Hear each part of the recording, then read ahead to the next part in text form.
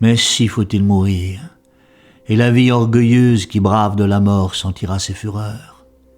Les soleils hâleront ses journalières fleurs, et le temps crèvera cette ampoule venteuse. Ce beau flambeau qui lance une flamme fumeuse sur le verre de la cire éteindra ses ardeurs. L'huile de ce tableau ternira ses couleurs, et ses flots se rompront à la rive écumeuse. J'ai vu ces clairs éclairs passer devant mes yeux, et le tonnerre encore qui gronde dans les cieux, où d'une ou d'autre part éclatera l'orage. J'ai vu fondre la neige et ces torrents tarir, ces lions rugissants, je les ai vus sans rage. Et vivez, homme, vivez, même si faut-il mourir.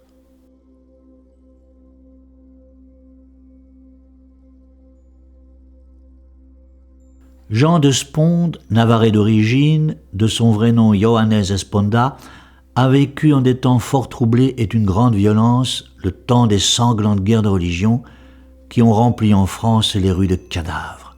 Il mourut en 1595 au début du règne réparateur d'Henri IV, qu'il servit de près, encore qu'il n'eut pas le temps de voir refleurir une paix durable. Converti au protestantisme, il abandonna cette religion et se convertit au catholicisme. Il fut haï par tout le monde. Il mourut dans une grande pauvreté. Ses œuvres furent brûlées par les deux partis, par les protestants auxquels il avait tourné le dos, et par les catholiques qui ne croyaient pas en sa conversion. Sa poésie, oubliée et ramenée miraculeusement à la vie par des chercheurs en 1945, appartient à la pensée baroque, c'est-à-dire obsédée par le monde des apparences et des vanités. Le texte qu'on vient d'entendre, daté de 1588, est aujourd'hui très célèbre, bien qu'il fût tombé dans un profond oubli pendant des siècles.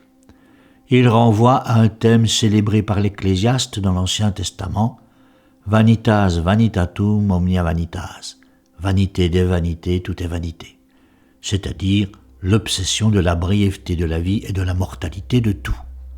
Sujet très habituel de la poésie, spécialement au temps de Jean de Sponde, mais aussi chez les romantiques plus tard, par exemple. Le poète ici insiste sur ce thème, s'émeut du caractère éphémère de toute chose, non seulement des soucis et plaisirs humains, mais aussi du monde et de ses prodiges, des splendeurs de la nature. Rien ne dure en ce monde, voué à une destruction inéluctable. Seule l'introspection religieuse, la foi sincère, permettent de supporter et de dépasser la mélancolie que cette fragilité de la vie inspire. Mais c'est dans la globalité de l'œuvre du poète que nous trouvons ce réconfort de la religion, car ce dernier aspect n'apparaît pas clairement dans notre texte. Cette obsession de la mortalité des hommes et de leur réalisation se retrouvera le siècle suivant, par exemple chez Blaise Pascal, qui s'interrogera sur le néant et la vanité de la créature, insignifiante devant l'immensité de son Créateur.